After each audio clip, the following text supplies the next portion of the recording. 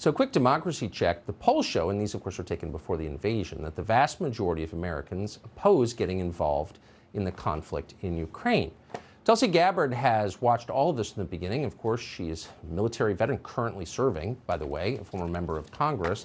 She's been denounced as a foreign agent for speaking on behalf of the majority of Americans.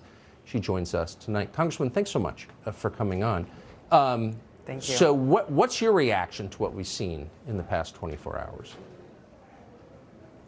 Well, first of all, I do not in any way support Putin's decision to go into Ukraine. It is causing and going to cause an immense amount of suffering for the people there. I've been to Ukraine a few times. I have personal friends who are still in Ukraine, people who have nothing to do with politics, everyday Ukrainians.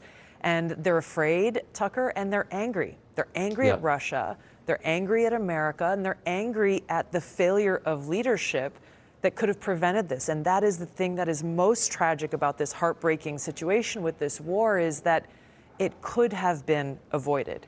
If President Biden and NATO had done exactly what you were just talking about in agreeing, hey, we're going to take NATO off the table for Ukraine, something that both the U.S. and NATO have agreed is not likely to ever happen, and something that is a legitimate security concern for Russia, that they won't accept having U.S. and NATO troops on their border within Ukraine. Had the U.S. and NATO leadership done this, this situation could have been prevented.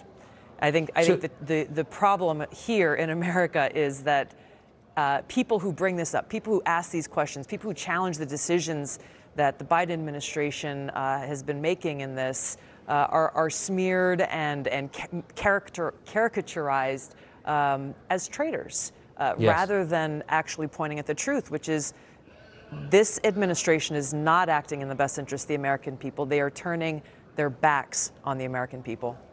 So now that the current policy has failed, and I don't know anybody who thinks the invasion of Ukraine is a good thing, how volatile a situation is it? I mean, people don't seem to want to address that question, but these things tend to escalate in ways you don't anticipate, like sideways.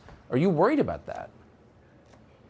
I'm extremely concerned about it, and this is what you and I have talked about in the days and weeks leading up to this situation, forecasting exactly what we are seeing playing out today, where you see this back and forth, where you have the leader of Russia and the leader of the United States of America saying, hey, yes, if they cyber attack, we are going to attack back stronger. This escalation of a tit for tat will only continue to increase, and no one in the Biden administration, the leadership in this country, is saying, where does this go? Where does it end? What does it resolve, and what will it continue to cost the American people? The most dangerous thing is that we're talking about an escalation of conflict between the two great nuclear-armed powers in the world who have nuclear-armed missiles at the ready, prepared to launch at a moment's notice. And so whether this could get to that point intentionally or mistakenly through a miscalculation, as we've seen happen numerous times throughout history,